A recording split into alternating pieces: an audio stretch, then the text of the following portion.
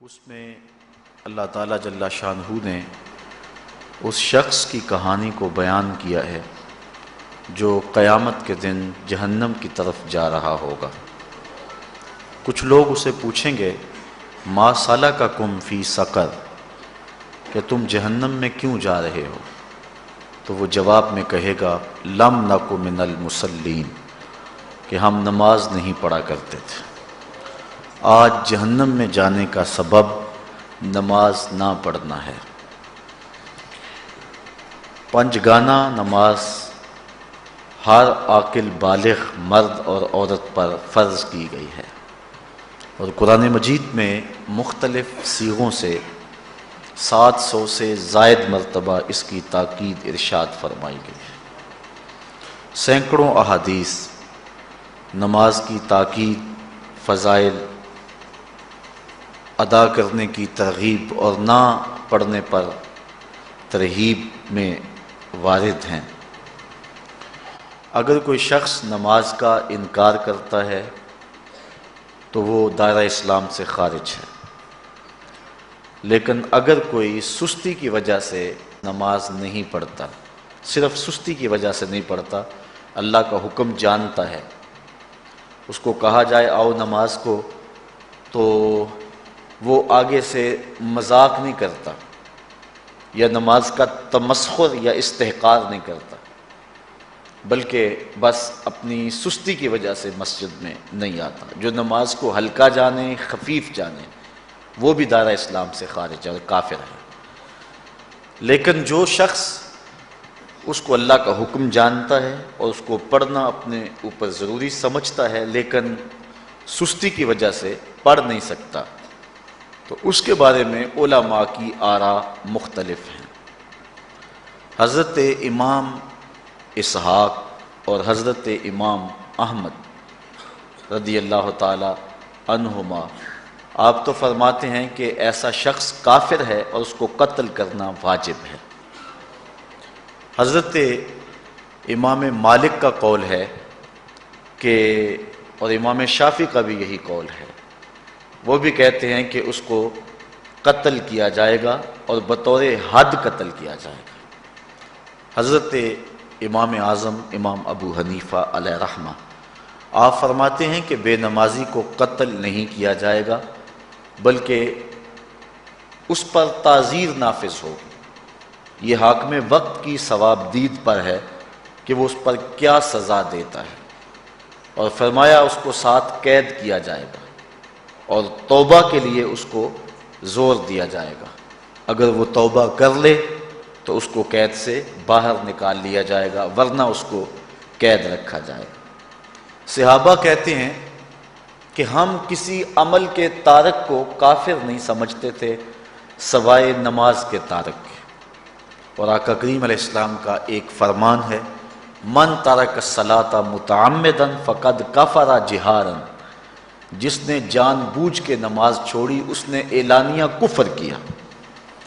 امام اعظم امام ابو حنیفہ علیہ رحمہ وہ فرماتے ہیں کہ یہ حدیث محل ترہیب میں ہے، گویا اس نے کافروں والا کام کیا، اس لیے آپ یہ فتویٰ دیتے ہیں کہ اس کو قید کیا جائے گا اور نماز کی پابندی کا زور دیا جائے گا، اور وہ توبہ کرے تو اس کو چھوڑ دیا جائے گا۔ لیکن باقی ائمہ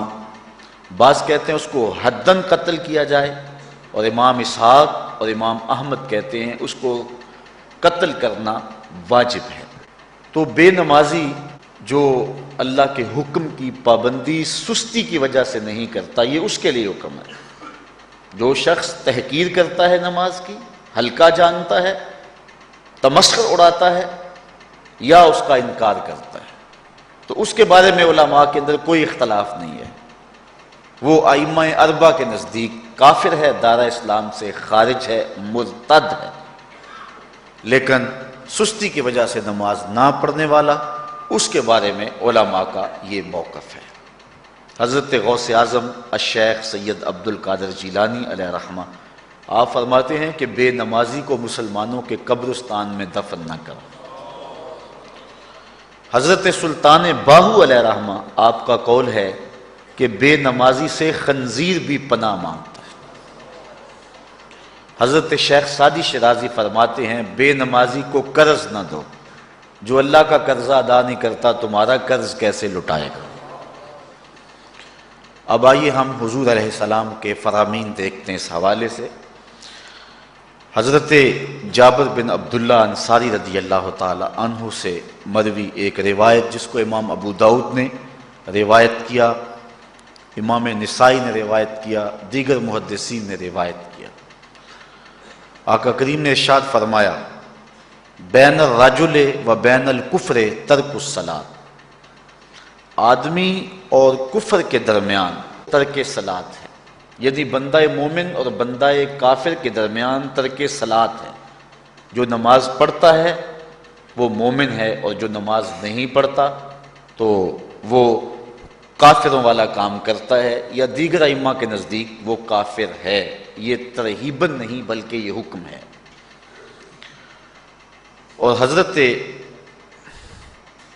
نبی رحمت صلی اللہ علیہ وسلم کا ایک دوسرا فرمان ان الفاظ کے ساتھ ہے بین الرجل و بین الشرک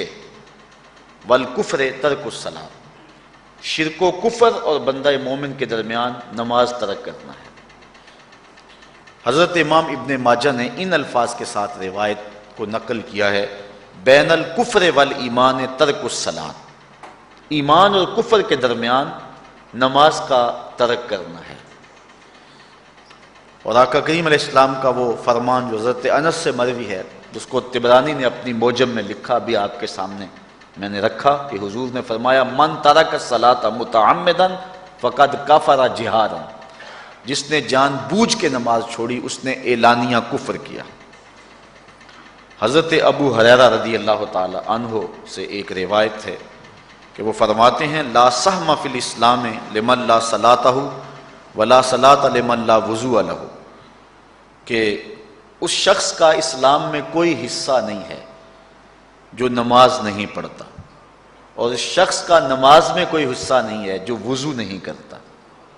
وضو کے بغیر نماز نہیں ہوتی، اور نماز کے بغیر اسلام نہیں ہوتا۔ اور اسی روایت کو بالفاظ دیگر حضرت عبداللہ ابن عمر رضی اللہ تعالی عنہ نے حضور سے یوں روایت کیا ہے، طبرانی نے اپنی موجم میں اس کو لکھا لا ایمان لمن لا امانتہ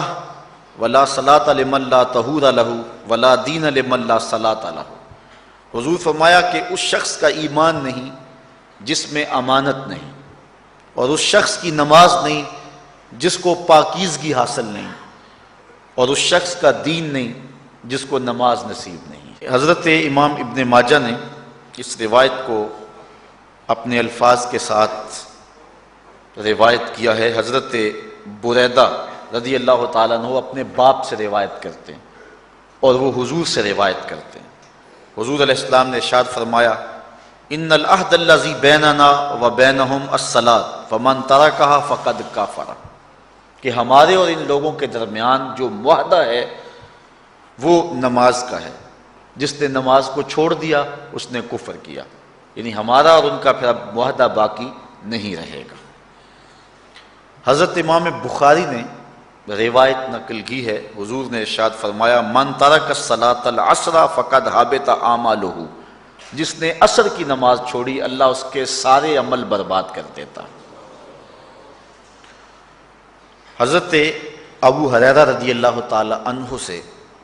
روایت ہے جس کو امام ابن ماجہ نے اور امام نسائی نے روایت کیا ہے،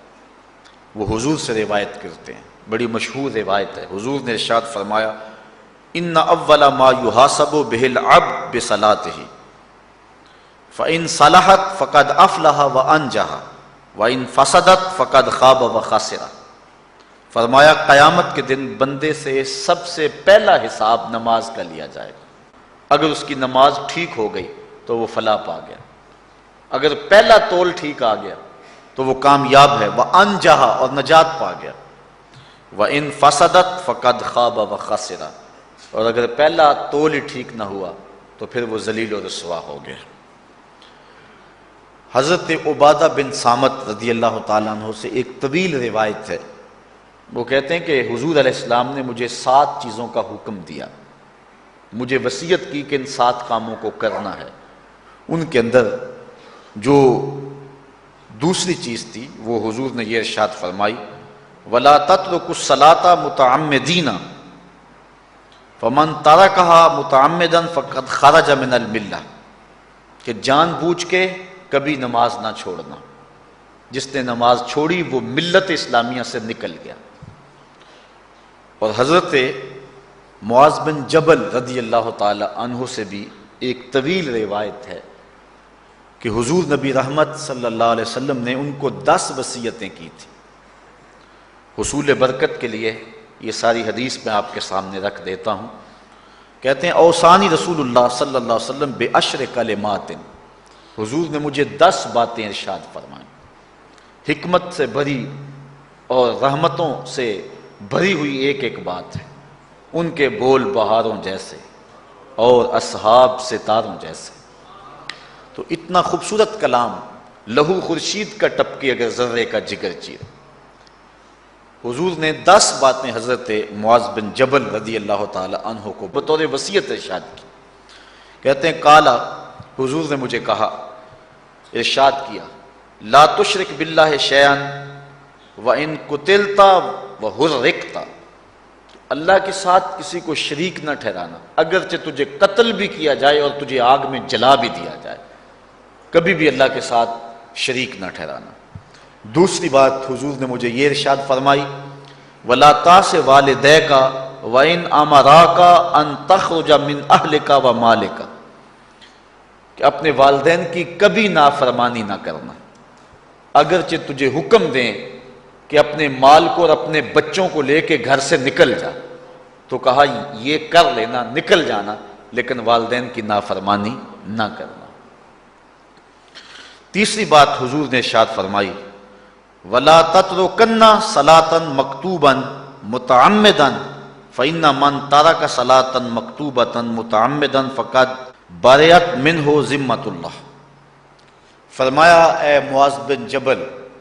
فرض نماز جان بوجھ کر کبھی بھی نہ چھوڑنا، زندگی میں کبھی نہ ہو کہ تجھ سے فرض نماز چھوٹے، اس لیے کہ جس نے فرض نماز جان بوجھ کے چھوڑ دی، اللہ اور اس کے رسول نے اس سے اپنا ذمہ اٹھا لیا، اب وہ جدھر مرضی جائے، اللہ نے جو ذمہ لیا ہوا ہے مومن کا، اللہ اٹھا لیتا ہے۔ چوتھی چیز حضور نے جو ارشاد فرمائی وَلَا تَشْرِبَنَّ خَمْرًا فَإِنَّهُ رَأْسُ كُلِّ فَاحِشَةٍ، اے معاذ بن جبل، زندگی میں کبھی بھی شراب نہ پینا، ہر بے حیائی کی جڑ ہے اور بنیاد ہے شراب۔ پانچویں چیز کہتے ہیں حضور نے جو مجھے ارشاد فرمائی وہ یہ تھی وَإِيَّاكَ وَالْمَعْصِيَةَ فَإِنَّ بِالْمَعْصِيَةِ حَلَّ سَخَطُ اللَّهِ، کہا کبھی اللہ کی نافرمانی نہ کرنا، اللہ کی نافرمانی سے اللہ کی ناراضگی مول لینے والی بات ہے، اللہ تعالیٰ کی معصیت سے اس کی ناراضگی جائز ہو جاتی ہے، حلال ہو جاتی ہے۔ اور چھٹی چیز کہتے ہیں حضور نے یوں ارشاد فرمائی وَإِيَّاكَ وَالْفِرَارَ مِنَ الزَّحْفِ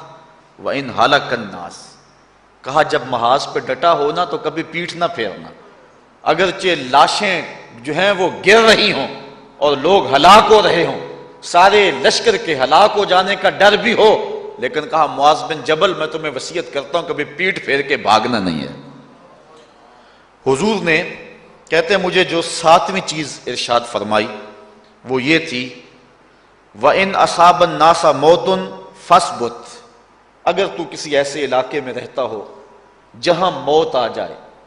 کوئی بیماری آ جائے موت والی، تو علاقہ چھوڑ کے بھاگنا نہ، وہیں رہنا، تیری قسمت میں زندگی ہوئی تجھے کوئی موت دے نہیں سکتا، اور اگر موت تیرے لیے لکھی گئی ہے تو جہاں مرضی چلا جائے تو موت سے بچ نہیں سکتا، اس لیے ایسے مقام سے بھاگ کر نہ جانا، وہیں ڈٹے رہنا اور وہیں رکے رہنا۔